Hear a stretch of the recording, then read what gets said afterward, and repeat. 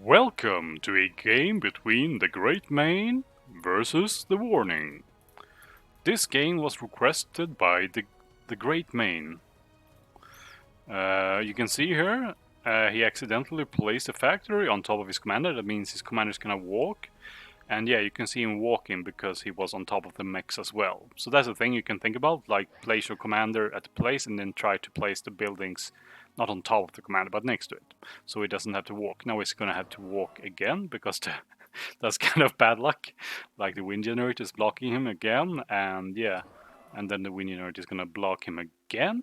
Yeah, I mean, oh, he's even trying to path inside on top of the factory. Yeah, that was pretty unlucky. But still, it's something that you can avoid. You can see ahead that the warning has gone for fleas. Darts are pretty good against fleas. They counter them pretty effectively. Yeah, and you can see here, there's a flea here.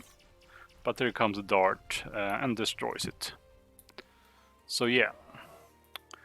And at this point, you should also put your your units on high priority. Like you can see, he has built 4 mexes soon. Your opponent, well, you have only built 2 so far. So yeah, putting the Mason, on high priority, construction priority high, so it builds faster is a good tip. Otherwise, it's gonna get equal priority between the Scorchers and this Mason.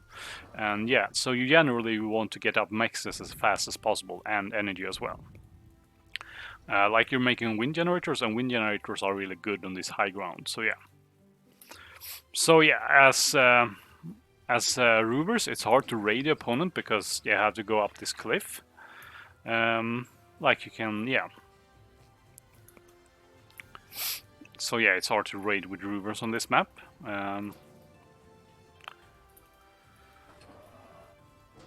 And what else are you doing?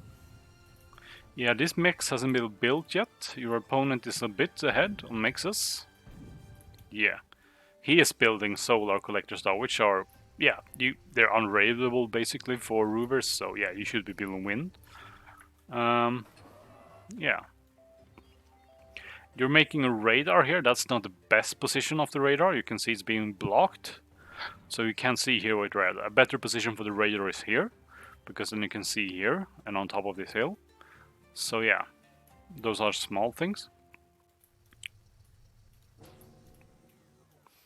Yeah, so you're at this point you're building at like 70% of your maximum speed. So yeah, your expansion is getting delayed by this stall and not having these constructors on high priority. Like you want to get up these mexes as fast as possible.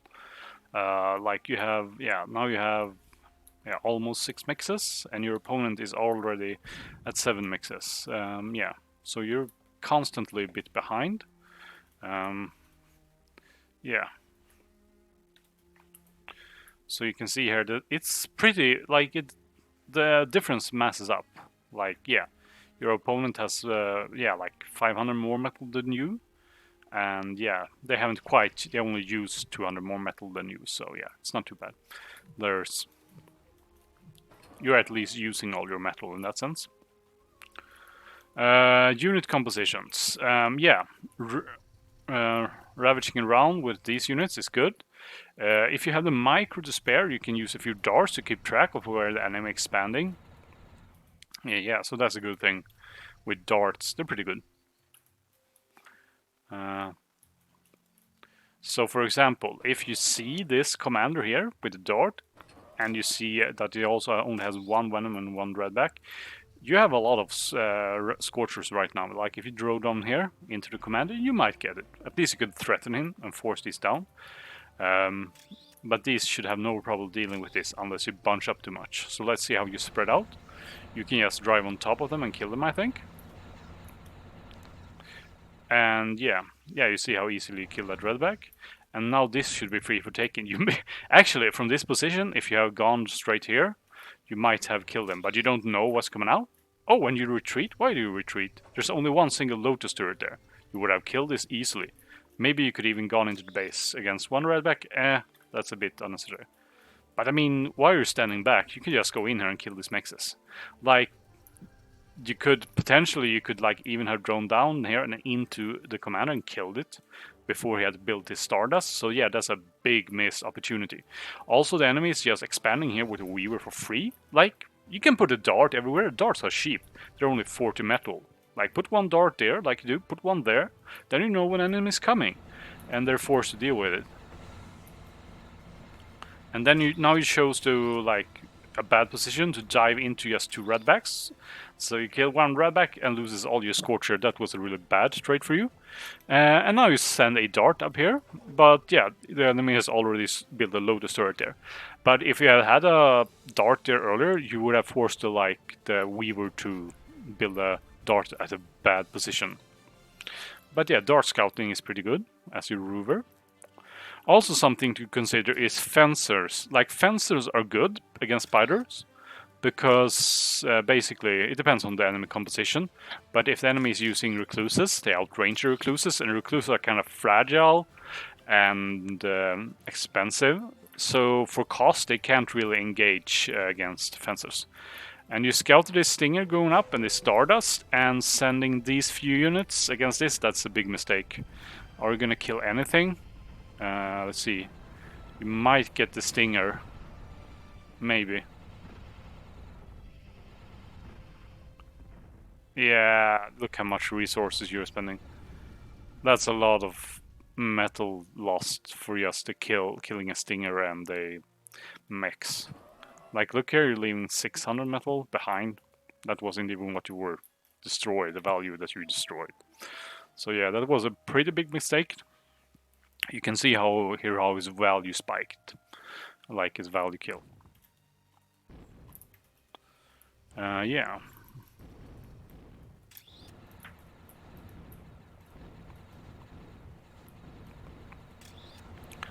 Yeah. Hermits are kinda good against rovers, but alone like this against Scorcher they just die. So yeah. It depends. If you get it's kinda hard. Like these units, they could easily go up this hill. You don't know exactly what he has here. You could send a dart in the head, or just go up and poke here and see what he has here. Like, this army could easily take out this expansion. You might be able to catch this army out of position. That would be pretty good for you. Let's see how you do it. Like, yeah, you should just drive on top of it. Yeah, and you probably get all these recluses. Yeah, that's a decent trade for you. Like, Spider's also slow, so you might catch another position. Yeah, but at this point, I guess you're kinda even. Oh, he got ahead there. Still, when he built that crab, yeah. He put his metal into that crab. Yeah, he has been ahead in expansion all the time, I guess. So at this point, he has a crab, and that's a hard thing to deal with for rovers. Like, there's no unit that is exactly good against a crab, especially if it's put on a hill. And yeah, if you catch it moving, you might be able to get it, but you can't rely on that. So what do you do against a crab? Like, my advice would be to avoid it. This is not gonna do much. Even though you're sending equal value against a crab, he has units coming here that are gonna finish these units. Like a crab that's curled up, that's 1600 that's 1600 HP that you have to like deal that kill. That's like, when it's curled up like this is one of the like heaviest units, like the heaviest armored units is more heavily armored than a Cyclops and yeah. So that was a big waste. Did you kill anything? I don't think you killed anything. Yeah, you killed maybe one redback. No, that was all units. So yeah, that's a massive loss. And at this point, yeah, you lost your army, and you're really far behind at this point. Yeah. You have to be really careful when going against a crab. You have to, like, I guess, what's a good counter? I wouldn't say there's... Maybe Badger is kinda best counter. Like you can keep shooting at it from a distance and keep damaging it, and if it decides to move, you're gonna like do a lot of damage to it. But yeah, it's not easy to counter a Crab on this map as Roovers. Yeah, like I would say as a Roover player on this map, you have a timing window before there's a lot of recluses. And that where you can use either like scorchers to go around the map and kill the expansion, or you can like use push out fencers that can like deal with recluses. Like fences and scorchers is what you kind of want to push with in the early game, and you could potentially go for a badger spam to counter recluses, and they can sort of like, I wouldn't say counter a Crab, but it will slow it down. If you catch a Crab in open field and it's low in health, and you just keep pelting with badgers, yeah, the spider player is gonna have to be careful so they don't lose the badger when it starts moving and such. So, yeah. Yeah, but I recommend fencers, using more fences earlier and raiding these expansions with scorches. Like you missed the opportunity to go for this expansion when you had it.